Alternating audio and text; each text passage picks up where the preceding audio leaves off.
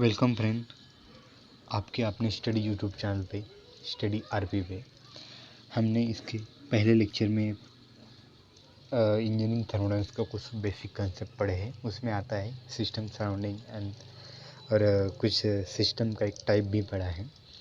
उसी को आगे हम लेके जाएंगे। पर बिफोर हम आगे लेके जाए लेक्चर में आपसे गुजारिश करता हूँ, चैनल को सब्सक्राइब करें, उसको वीडियो को लाइक करें और कमेंट करें आपको वीडियो कैसा लगा।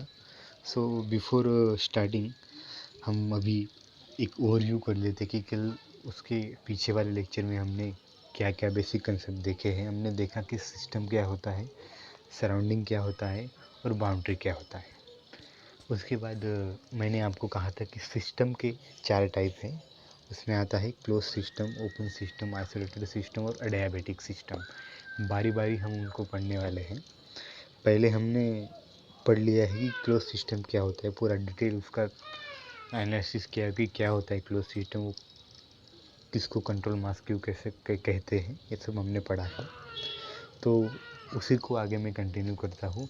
अब हम आज का लेक्चर स्टार्ट करेंगे कि सेकंड हमारा जो सिस्टम आएगा वो रहेगा ओपन सिस्टम और उसको ही बोलते हैं कंट्रोल वॉल्यूम।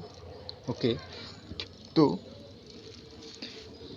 आज हम बात करेंगे मेनली ओपन सिस्टम पे और कंट्रोल वॉल्यूम पे। ओके, हम ओपन सिस्टम में देखने वाले हैं कि both mass and energy can cross the boundary system. क्या बोला मैंने कि both mass and energy can cross the boundary of the system. हमने क्लोज सिस्टम में पढ़ा था कि जो एनर्जी होता है वो तो क्रॉस कर लेता है सिस्टम को। क्या, जो एनर्जी होता है वो सिस्टम को क्रॉस कर लेता है, बट जो मास जो होता है वो सिस्टम को क्रॉस या सिस्टम की बाउंड्री को क्रॉस नहीं कर पाता है। तो अगर आपको एग्ज़ाम में पूछा जाए कि what is the basic difference between the close system and open system, आप ये पॉइंट डाल सकते हैं कि सिस्टम और क्लोज सिस्टम में मास जो होता है वो बाउंड्री क्रॉस नहीं करता है, और जो ओपन सिस्टम में होता है जिसमें हम एनर्जी और मास दोनों क्रॉस कर सकते हैं। दिस इज़ मोस्ट इम्पॉर्टेंट, हम डिफरेंस उसको बोल सकते हैं। ओके, देन हम अब आगे देखते हैं कि क्या रहेगा। हम इसके डेफिनेशन में देखा कि मास और energy can cross the boundary of the system, और इसी को बोलते हैं हम कंट्रोल वॉल्यूम। ओके, मतलब हमने क्लोज सिस्टम में देखा था कि सिस्टम की बाउंड्री वेरी हो सकती है, मतलब वो कम या ज़्यादा हो सकती है। मतलब जो सिस्टम की साइज है वो हम बढ़ा सकते हैं या उसको घटा सकते हैं। ओके, आए ध्यान में। But in case of open system, system का जो साइज होता है वो कांस्टेंट होता है, it will never get change. क्या, सिस्टम का जो साइज होता है वो कांस्टेंट होता है, वो चेंज नहीं होता है। मतलब जो सिस्टम का जो वॉल्यूम होता है वो हमेशा कांस्टेंट ही रहेगा। बट हमने अगर पिछले केस में आपने ध्यान दिया होगा कि क्लोज सिस्टम में बाउंड्री वेरी करने की वजह से सिस्टम का जो वॉल्यूम था वो भी वेरी हो रहा था, मतलब सिस्टम का वॉल्यूम चेंज होता जा रहा था। But in case of open system, system का वॉल्यूम कभी भी चेंज नहीं होता है, सिस्टम का वॉल्यूम हमेशा ही कांस्टेंट रहता है। This is the major difference. Okay, क्या, सिस्टम का वॉल्यूम हमेशा ही कांस्टेंट रहता है, और इसी कांस्टेंट रहने की वजह से हम उसको बोलते हैं कंट्रोल वॉल्यूम। क्या, सिस्टम का वॉल्यूम कंट्रोल कांस्टेंट रहने की वजह से हम उसको बोलते हैं कंट्रोल वॉल्यूम। तो यहाँ एक आपको डायग्राम भी दिख जाएगी कंट्रोल वॉल्यूम की, क्या है ये डायग्राम हम देखते हैं बारे में। इसको मैं एक्सप्लेन करता हूँ डायग्राम को। ये एक हमने कंटेनर लिया है, ये वाला कंटेनर लिया है। ओके, उसमें हमने दो, उसको एक जो वॉल है उसमें मास अंदर या बाहर जा सकता है, और एक एनर्जी है वो भी अंदर या बाहर जा सकती है in the form of heat and work. ये दो फॉर्म में वो एनर्जी क्रॉस कर सकता है। मतलब क्या, यहाँ सिस्टम में, ओपन सिस्टम में बाहर का मास यानी सराउंडिंग का जो मास है वो सिस्टम के अंदर दाखिल हो सकता है, या जो सिस्टम का मास है या वो सराउंडिंग में बाहर जा सकता है।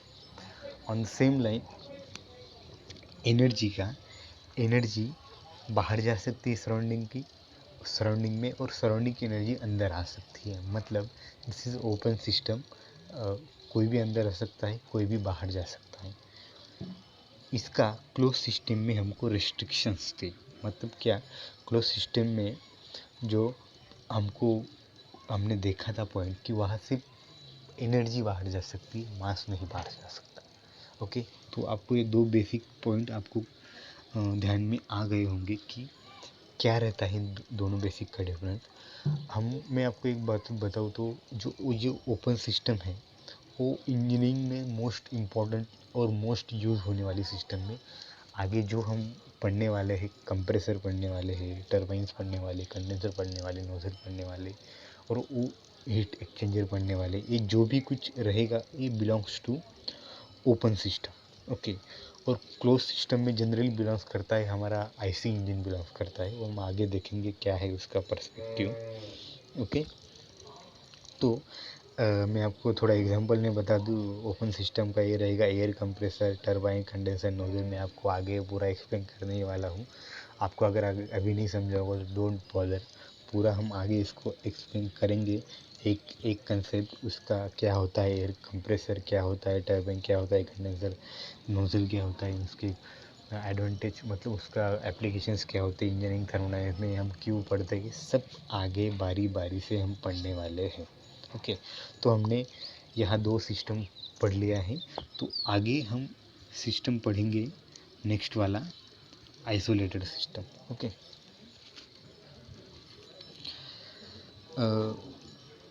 आइसोलेटेड सिस्टम का डेफिनेशन देखेंगे हम पहले। A close system that does not communicate with surrounding by any means. क्या? A close system that does not communicate to surrounding by any means। ओके, मतलब इसका मतलब क्या, यहाँ ना मास बाहर जा सकता है, ना सराउंडिंग का मास अंदर आ सकता है, एक पॉइंट। दूसरा पॉइंट, ना एनर्जी बाहर आ सकती या बाहर की एनर्जी अंदर आ सकती। मतलब कंप्लीट आइसोलेट। मतलब बाहर का जो सराउंडिंग रहेगा उससे कोई भी वास्ता नहीं रहेगा अंदर की सिस्टम का। आया ध्यान में क्या कि यहाँ ना मास बाहर आ सकता है, ना बाहर आ जा सकता है, ना एनर्जी बाहर आ जा सकती, कोई भी फॉर्म में नहीं, वो हीट हो या वर्क हो। मैं बार बार हीट या वर्क का यहाँ जिक्र कर रहा हूँ, तो इस पे हम पूरा लेक्चर ही लेने वाले हैं, हीट क्या होता है और वर्क क्या होता है। सो आप अभी सिर्फ ये ध्यान में रखिए कि हीट या वर्क, जो एनर्जी के दो फॉर्म्स होते हैं, हीट एंड वर्क, वो कोई भी फॉर्म सिस्टम के बाहर नहीं जा सकता और सिस्टम के अंदर नहीं आ सकता in case of isolated system. Okay, आया ध्यान में, in case of isolated system. आपको अगर एग्जांपल इसका देखना होगा आइसोलेटेड सिस्टम का, तो हम उसको कंसिडर कर सकते हैं थर्मास फ्लास्क का जो एग्जांपल होता है, उसको हम कंसिडर कर सकते हैं कि हम थर्मास फ्लास्क में अगर अपना कोई हॉट वाटर अगर डालें तो हॉट वाटर ही रहता है, उसका जो टेम्परेचर होता है वो कम नहीं होता है। तो it is one of the example of isolated system. इसका मतलब क्या होता है, जो हमने थर्मस फ्लास्क में वाटर डाला है उसका क्वांटिटी उतना ही रहता है, वो चेंज नहीं होता है जब तक हम उसको बाहर ना निकालें तब तक। दूसरा, एनर्जी, अब जो हमने हॉट वाटर डाला है वो अंदर हॉट ही रहता है, वो चेंज नहीं होता है। आया ध्यान में क्या, वो अंदर हॉट ही रहता है, चेंज नहीं होता है। इसका मतलब क्या, जो उसका वाटर का जो एनर्जी था वो चेंज नहीं हुआ, वो कांस्टेंट ही रहा। मतलब एनर्जी का इंटरेक्शन सराउंडिंग से नहीं हुआ। आया ध्यान में। वैसे ही अगर हम वहाँ कोल्ड वाटर डालते हैं तो कोल्ड ही रहेगा, उसका बाहर के जो सराउंडिंग उस पर कोई इफेक्ट नहीं आएगा। So this is a isolated system. तो हमने यहाँ 3 सिस्टम पढ़ लिया है। उसके बाद एक कंसेप्ट आता है रिजिड सिस्टम का। रिजिड सिस्टम में ये एक सब टाइप ही कह सकते हैं हम उसको कि आइसोलेटेड का, पर देख लेते हैं कि close system that communicate with surrounding by heat only.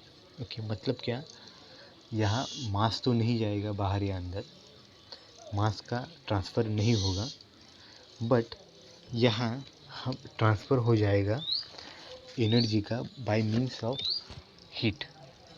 क्या? Bye means of heat, only heat. हम यहाँ दूसरे मीन्स के ट्रांसफ़र नहीं कर सकते एनर्जी का। ये रहा रिजिड सिस्टम का। रिजिड सिस्टम आपको एग्ज़ाम में इतना पूछा नहीं जाएगा। ओके, एग्जाम में आपको वो इतना पूछा नहीं जाएगा। मैं सिर्फ आपको एक इम्पोर्टेंट अभी बताता हूँ, जो अगली सिस्टम है important, last one, adiabatic system. और मैं एक बात बताऊँ, जब आप एग्ज़ाम में लिखने जाओगे तब 4 ही सिस्टम का नाम लिखने का है। पहली वाली क्लोज सिस्टम, दूसरी वाली open system, third one isolated system and fourth one adiabatic system. Rigid system एक सब टाइप आ जाता है, वो आपने नहीं एक्सप्लेन किया तो भी चलेगा, that's not mandatory to explain you. Okay, तो अभी जो सबसे इम्पोर्टेंट सिस्टम है अडियाबेटिक सिस्टम। जो अडियाबेटिक, ये जो नाम है हमको पूरे थर्मोडायनामिक्स में कहीं ना कहीं सुनाई पड़ेगा ही, तो इस नाम को अच्छे से समझ लेना हमारे लिए अच्छा रहेगा कि कैसा होता है, क्या करना होता है। ओके, सो हम पहले देखते हैं अडियाबेटिक सिस्टम, इसको बारीकी से समझते हैं और उसका डेफिनेशन हम पहले देखते हैं। अ क्लोज और open system that does not exchange energy with the surrounding by heat. Okay, क्या आपको समझ में आ रहा होगा कि रिजिड सिस्टम में हीट ओनली था। ओके, मतलब क्या, अ क्लोज और open system that does not exchange energy with the surrounding by heat. देखिए, मतलब यहाँ वर्क सिस्टम के बाहर या अंदर जा सकता है। क्या? यहाँ वर्क सिस्टम के बाहर या अंदर जा सकता है, बट जो हीट है वो बाहर या अंदर नहीं जा सकता। आया ध्यान में डिफरेंस क्या है? अ क्लोज और open system that does not exchange energy with the surrounding by heat, but energy in the form of work can cross the boundary of the system. Okay, क्या? energy in the form of work can cross the boundary of the system. Okay, इसका best example हमको अगर consider करना होगा तो हम consider कर सकते हैं कि टरबाइन, और उसको हम आइसोलेट कर देंगे। ओके, टरबाइन और उसको आइसोलेट कर देंगे, इसका मतलब क्या रहेगा? वो हमको एनर्जी तो देगा। ओके, वो एनर्जी तो देगा, बट उसका जो हीट रहेगा अंदर का वो बाहर नहीं जा सकता। अब ये टरबाइन क्या है मैं आगे आपको पूरा डिटेल से पढ़ूंगा, आप सिर्फ अभी सुन लो कि अगर आपको एग्जांपल लिखना होगा तो आप लिख सकते हैं कि आइसोलेटेड सिस्टम का हम एग्जांपल क्या लिख सकते हैं ऐसा। ओके, इस आइडियाबेटिक सिस्टम का एग्जांपल हम क्या लिख सकते हैं ऐसा कि उसमें हीट नहीं ट्रांसफ़र हो सकता बट वर्क ट्रांसफ़र हो सकता है। ये सिस्टम समझ लीजिए अच्छे से, हमको आगे इसकी ज़रूरत पड़ेगी। ओके, सो ये 4 सिस्टम हमने पढ़ लिया है। फर्स्ट वन कौन सा था? Open system. सेकंड वन कौन सा था? Close system. थर्ड वन कौन सा था? Isolated system. फोर्थ वन कौन सा था? अडियाबेटिक सिस्टम। ओके, उसका पूरा हमने एक डिटेल पढ़ लिया है। तो आगे हम थोड़ा एक डिस्कस करेंगे, एक एग्जांपल देखेंगे ओपन सिस्टम का। ओके, यहाँ एक एयर कंप्रेसर लगाया हुआ है और एक मोटर लगाई हुई है। यहाँ ये मोटर की वजह से एयर कंप्रेस होती है। देखो, यहाँ लो प्रेशर एयर यहाँ से इंटर करती है और हाई प्रेशर एयर यहाँ से आउट होती है। एयर कंप्रेसर हमने सबने देखा होगा कि एयर कंप्रेसर क्या होता है। एयर कंप्रेसर का काम क्या होता है कि जो सराउंडिंग की एयर है उसको अंदर लेता है, कंप्रेस करता है और वो डिज़ायर्ड प्रेशर पे हमको मिलती है। Okay, general consideration in air compressor. और एयर जो कंप्रेसर है एक मोस्ट इम्पॉर्टेंट एग्जांपल है ओपन सिस्टम का। सेकंड इम्पॉर्टेंट एग्जांपल आता है नोजल का। ये this is the basic diagram of the nozzle. Basic diagram of the nozzle मैं आपको यहाँ बता देता हूँ।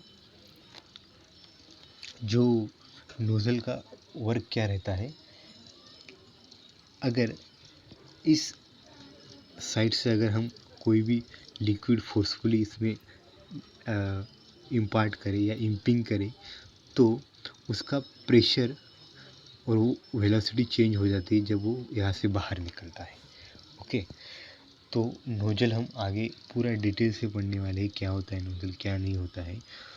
तो nozzle is one of the best example of the open system.